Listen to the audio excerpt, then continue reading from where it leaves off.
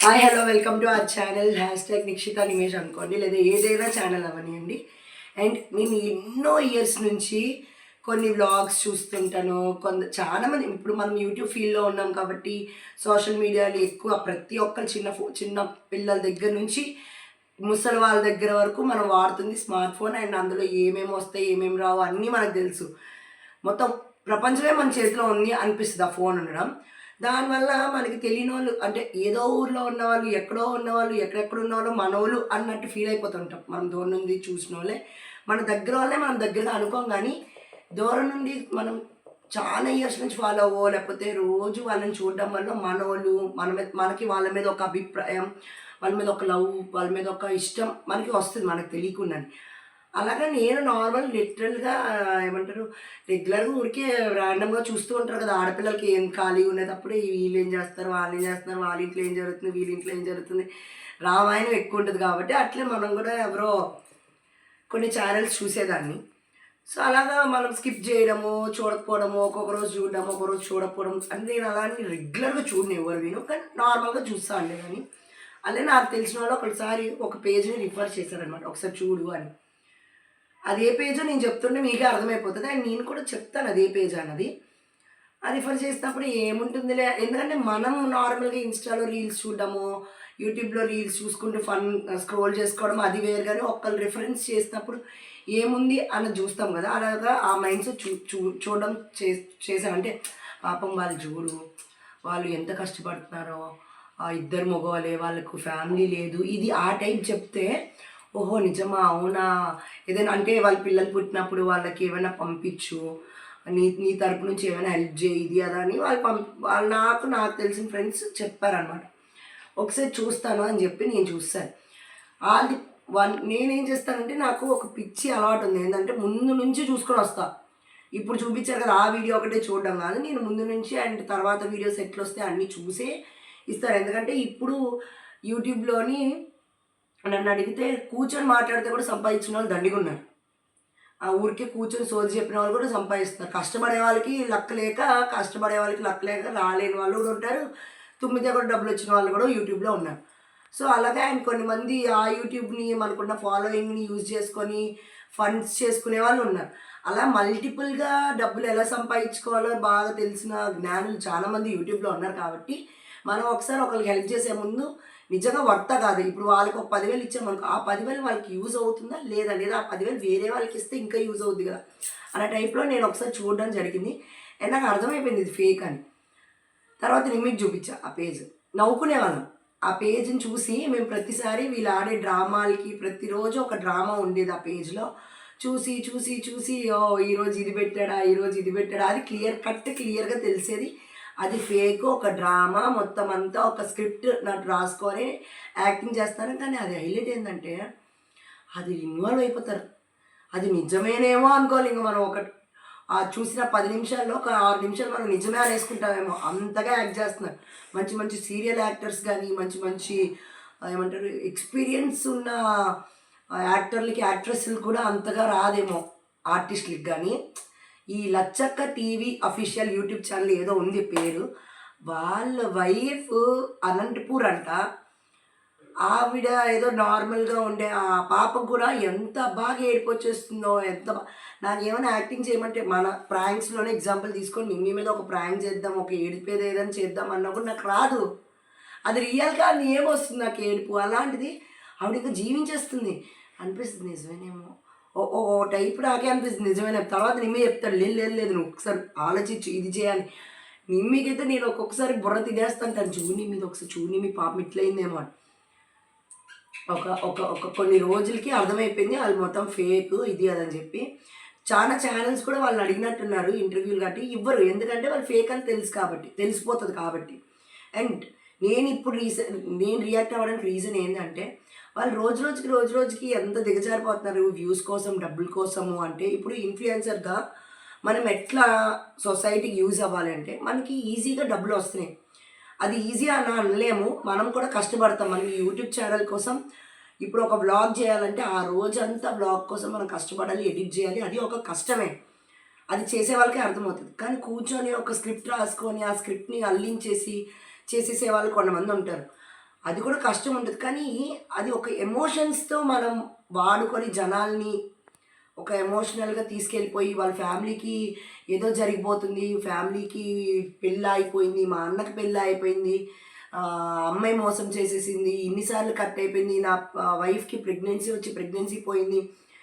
అని ఏవేవో డ్రామాలు పిల్లలు ఇవన్నీ ఎట్లుంటుందంటే కొంతమంది జనాలు ఎప్పటినుండో చూసేవాళ్ళుంటే వాళ్ళు నిజమేనేమో అయ్యో! ఆ అన్నని అభిమానించే వాళ్ళుండి అయ్యో! పాపం మీ అన్నకే ఎందుకు ఇన్ని కష్టాలొస్తున్నాయని వాళ్ళు బాధపడి, వాళ్ళు తెలియకుండా ఎన్ని రోజులు వాళ్ళెంత బాధపడి ఉంటారో అని నాకు అనిపిచ్చేది. అండ్ ఏ జనాలు అంతమంది ఉండరులే, తెలుసుకుంటారులే అనుకునేదాన్ని. మనం వాళ్ళ కోసం వీడియో చేసి కూడా వేస్ట్. ఏదో బతుక్కున్నారు బతుక్కోవాలని అనిపించింది కానీ, వాళ్ళు రాను రాను ఎంత దిగజారిపోతున్నారు డబ్బుల కోసం. అంటే కన్న బిడ్డను కూడా ఎవరో ఎత్తకపోయారు. అది ఎక్కడో దొరికింది. ఎత్తకపోతే అసలు నేను ఒకటి చెప్తానండి. ఇప్పుడు నా పెళ్లి వీడియోల్లోనే నేను కొన్ని క్యాప్చర్ చేయలేకపోయాను. ఆ మూమెంట్స్ మనం క్యాప్చర్ చేయలేము కొన్ని. ఎందుకంటే అవి సిట్యుయేషన్స్‌లో అవి వెళ్ళిపోతాయి. కెమెరా ఎక్కడుంది? ఇప్పుడు ఆ మూమెంట్ కోసం మనం కెమెరా పట్టుకొని తిరగలేము.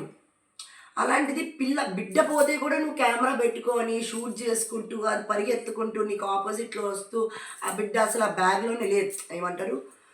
ఎత్తుకున్నారు కదా! ఆ బ్యాగ్‌లో బిడ్డని లేనే లేదు. ఆ బిడ్డని ఏదో అక్కడ పెట్టేసినట్టు ఆళ్ళమ్మేమో అసలు నటన.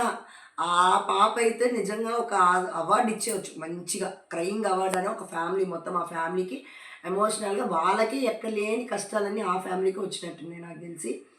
డబ్బులు సంపాదించడానికి ఎలా అనేదానికి బాగా ఈజీ వే వీళ్ళు ఒకరు కనుక్కున్నారు. వీళ్ళు ఫస్ట్ వంటలు చేసుకునేవాళ్ళు. మంచిగానే వ్యూస్ పోయినాయి. దాని తర్వాత పెళ్ళయింది. పెళ్ళయిన తర్వాత డ్రామాలు స్టార్ట్ చేసినారు. ఆ డ్రామాలు ఈజీగా వంటల కన్నా ఈ డ్రామాలే బాగా వర్కౌట్ అవుతున్నాయి. మిలియన్స్‌లో వ్యూస్ వస్తున్నాయి. కూర్చొనే ఒక వీడియోకి ₹1,00,000 వస్తోంది. ఇంతకన్నా మనకేముంది 5 సంవత్సరాలు సంపాదించుకున్నా మన జీవితాంతం కష్టపడినా వచ్చే డబ్బులు రావు కాబట్టి ఇట్లాంటి డ్రామాలు చేస్తే ఏం కాదు. వచ్చిన డబ్బులు వస్తాయి.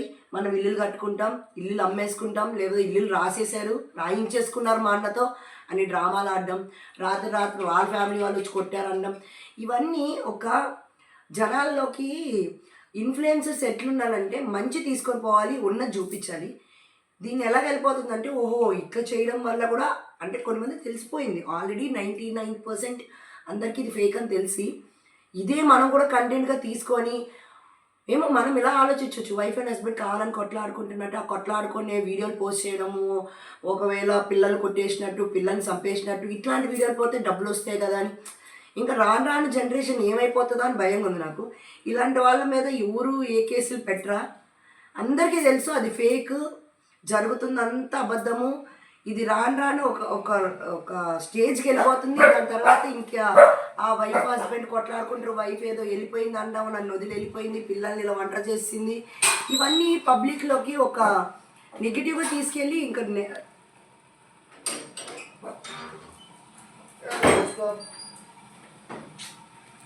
రాని ఒకసారి రాని వాళ్ళ గురించి ఒక నీ వర్షంలో ఒక మాట చెప్పేస్తే బాగుంటుంది.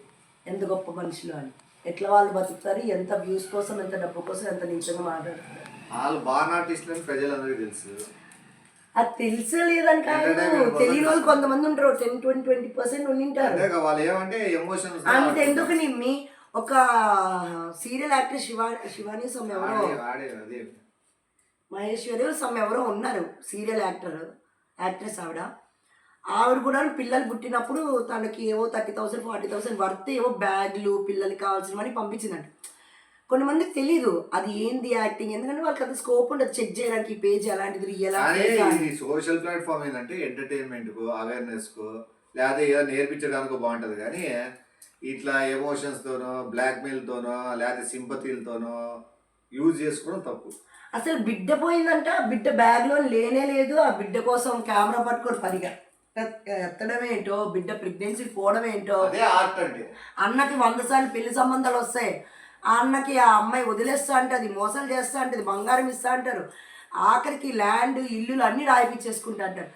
అసలు అంటే జనాలు అంత గొర్రెలు ఉన్నారా? ఎవరైనా ఒక కేసు ఫైల్ చేస్తే బాగుంటుంది అనిపిస్తుంది నాకైతే. నిజంగా ఇట్లాంటి వాళ్ళ మీద కేసు ఫైల్ చేసి రాంగ్గా పోర్ట్రే చేస్తారు జనాల మీద. కానీ అప్పుడైనా భయం వస్తుంది.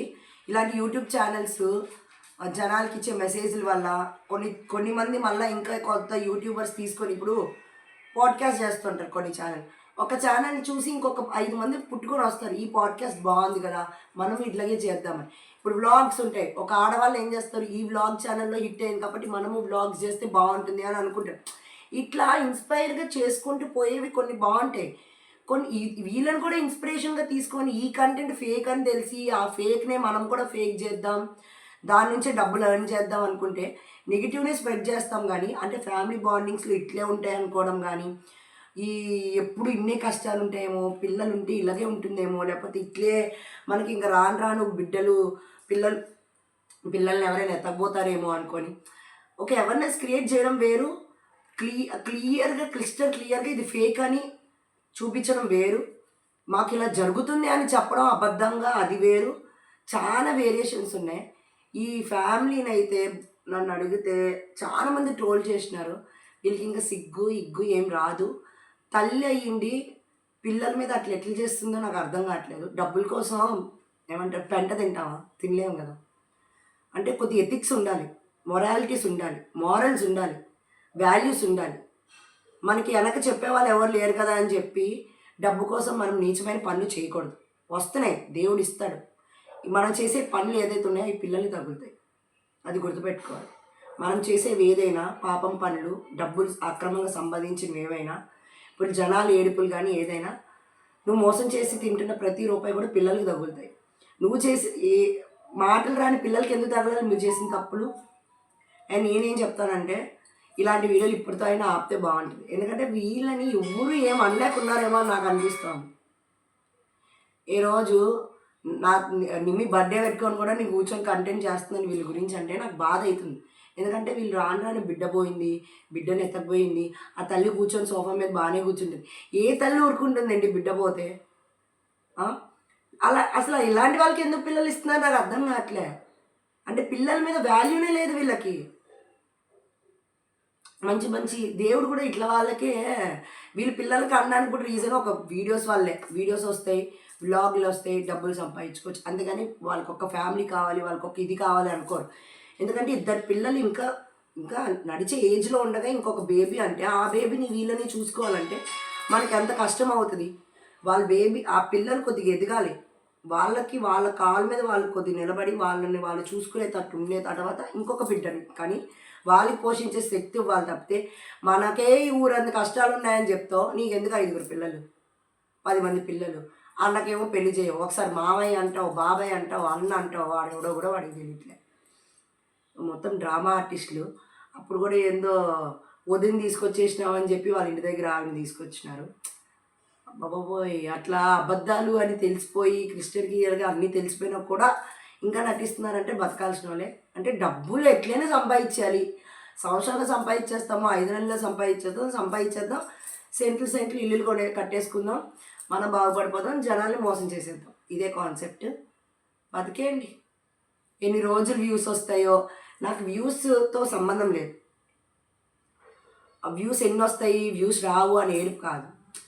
చిన్నపిల్లలు కూడా యూజ్ చేసుకున్నారంటే రేపు పొద్దున్న వైఫ్ అండ్ హస్బెండ్ కొట్లాడుకున్నాం, తర్వాత హస్బెండ్ని చంపేసినానో, లేకపోతే హస్బెండ్ని మందు కలిపానో, ఇంక ఇవి కూడా చేస్తుందేమో, ఇట్లా కూడా వస్తాయేమో, లేకపోతే వైఫ్కి ఇంకొక ఎఫ్ఐఆర్ ఉందనో, హస్బెండ్కి ఇంకో ఎఫ్ఐఆర్ ఉందని కూడా చేస్తారేమో అని దీన్ని ఒక నెగిటివ్గా తీసుకెళ్ళిపోతున్నారు. జనాల్లోకి మంచి కాకుండా జరిగినట్టు చూపించి నెక్స్ట్ కమింగ్ వ్లాగర్స్కి ఇస్తున్న చెత్త ఇన్స్పిరేషన్ని ఆపాలన్నది నా ఇది. కాబట్టి నేను రాను నీచంగా వెళ్ళిపోతున్నారు కాబట్టి ఆపండి అనే దానికి మాత్రమే.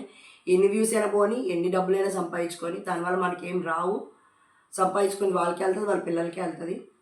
కానీ రోజు వాళ్ళ పెడుతుంటే తిట్టుకుంటాం చూడు, అవి ఫ్యామిలీలో హ్యాపీనెస్ ఎప్పటికీ రావు, బలిపలికి ఎప్పటికీ రాదు. మనం చూసినప్పుడు లచ్చక్క అంటే ఒక స్మైల్ రావాలి. మంచి వ్లాగ్స్ చేస్తారు, మంచిగా చేస్తారు, మంచి ఫ్యామిలీ, వాళ్ళకి ఎవరు లేకపోయినా వాళ్ళు నలుగురు మంచిగా ఉన్నారు అన్నారు. అంతేగాని లచ్చక్క అంత డ్రామానే అని అన్నారంటే వాల్యూనే ఉండదు. అసలు ముఖం ఎత్తుకొని ఎట్లా తిరుగుతున్నారేమో. అందుకే కదా ఆ ప్రెగ్నెన్సీని కూడా బాల్ అన్నారు. మీరు నిజం చెప్పినా కూడా అబద్ధాలాగే ఉంటుంది, ఎవరు నమ్మరు. లాస్ట్కి నమ్మాలి అంటే అదేందే పులి మేక, పులినో ఆవు కథ ఉంటుంది చూడండి, అలాగైపోతుంది లాస్ట్కి. పోలీస్ సార్ అని అనలేవు, ఎందుకంటే భయము. కంప్లైంట్ ఎవరికి ఇస్తారా అంటే సార్ ఉన్నారు మనకు, సార్ హెల్ప్ పోలీస్ సార్ అనలేవు. సో ఇట్లా బతకడం ఎందుకు? మంచిగా మనం రూపాయి సంపాదించినా బాజాబ్తుగా సంపాదించండి అని అనుకుంటే అది ఎప్పటికైనా మనతోనే ఉంటుంది. మనం వేలు ఒకరితో చూపించుకోం. ఇప్పుడు సంపాదించిన ప్రతి రూపాయి కూడా మోసం చేసి జనాల్ని మబ్బుపిచ్చి సంపాదించామని అంటారు. సో నేను ఒక చెల్లిగా చెప్తున్నా, మానేసుకో. ఫ్యామిలీ మంచిగా 3 పిల్లలు ఉన్నారు, మీ అన్న ఉన్నాడు, మీ వైఫ్ చాలా మంచి తెలివైంది, బతకండి హ్యాపీగా, కష్టపడండి, ఒళ్ళు అంచండి, తప్పేం లేదు. సుఖపడిపోయాం కదా, స్క్రీన్ ప్లేలు దర్శకత్వాలు రాసేసుకొని జనాల ఎమోషన్స్తోని నెక్స్ట్ యూట్యూబ్ ఛానల్స్ పెట్టుకుందాం అన్న వాళ్ళకి నెగిటివ్ వేలో తీసుకొని పోవద్దు అన్నదే నా ఇంటెన్షన్. ఇప్పటి నుంచైనా మానేయండి అన్న, మంచి మంచి కంటెంట్ ఇవ్వండి. మంచిగా నా ఫ్యామిలీ ఎలా ఉంది, నా వైఫ్కి ఈ గిఫ్ట్ ఇచ్చాను, నా పిల్లలకి ఈ గిఫ్ట్ ఇచ్చాను అని పాజిటివ్ వేలో తీసుకొని వెళ్ళండి. ఎవరు అవైతే చూడరా? ఇట్లా మీరు ఏడుస్తేనే మీ ఫ్యామిలీని చూస్తారా? అప్పుడు ఇలాంటి సబ్స్క్రైబర్లు కూడా మీకు అవసరం లేదు కదా. మనం మంచి కోరుకున్న వాళ్ళే మనకు కూడా సబ్స్క్రైబర్లు ఉండాలి. మనం ఏడుస్తేనే చూస్తాం వ్యూస్ అనుకునే వాళ్ళు మనకొద్దు. సో నేను చెప్పేది ఏంటంటే పాజిటివ్ని స్ప్రెడ్ చేద్దాం. మనలో నెగిటివ్ ఉన్నా కూడా అది చెప్పాల్సినప్పుడు నిజంగా తట్టుకోలేకపోతున్నాం, మనం ఖచ్చితంగా ఆన్సరబుల్ అన్నప్పుడు చెప్పండి, కానీ ఈ డ్రామాలు అయితే వద్దు. అంతే. నేను ఏదైనా తప్పుగా మాట్లాడింటే, నేనైతే తప్పు మాట్లాడలేదు, ఉన్నదే మాట్లాడాను, అంతా మానేస్తే బాగుంటుందని నా అభిప్రాయం. అండ్ ఒక తల్లిగా ఇట్లయితే చేయకూడదు. తండ్రి గడ్డి తినొచ్చు, తల్లి కనింది కాబట్టి ఆ పెయిన్ తెలుస్తుంది. నేను ఇంకా పెళ్ళి అయ్యింది, నాకు ఇంకా పిల్లలు పుట్టకపోయినా ఇంకా నాకు అప్పుడే ఆ పిల్లల విలువ ఏందో తెలిసి, ఎందుకంటే నేను కుక్క పిల్లల్ని ఇట్లా చూడండి ఒకసారి, ఇట్లా కుక్కల్ని పెంచుతా అంటాను కాబట్టి ఆ కుక్కల్ని నా పిల్లల్లా చూసుకుంటాను. సో ఆ పిల్లల్ని, ఆ పిల్లలైనా కుక్క పిల్లలైనా నా పిల్లల్లా చూసుకుంటాను కాబట్టి నాకు ఆ పెయిన్ తెలుసు. అలాంటిది కన్న తల్లే పిల్ల ఎత్తబోయారు, పిల్లల్ని తీసుకొని పోయినారు, ఇట్లా డ్రామాలు ఆడి ఆ దేవుడు తదాస్త అని నిజంగా పిల్లలు పోతే కనబడపోతే అప్పుడు ఆలోచించండి, మంచిది కాదు అది.